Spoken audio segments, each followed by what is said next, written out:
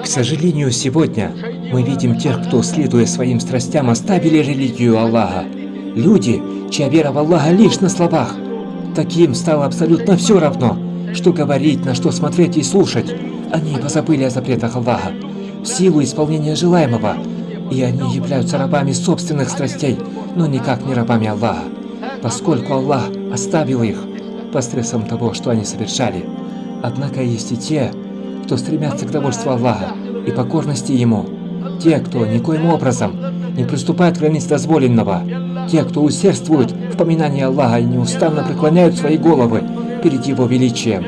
Они те, кто расходует из того, чем наделил их Аллах, явно и скрытно, и днем и ночью, радуя мусульман своим словом или делом.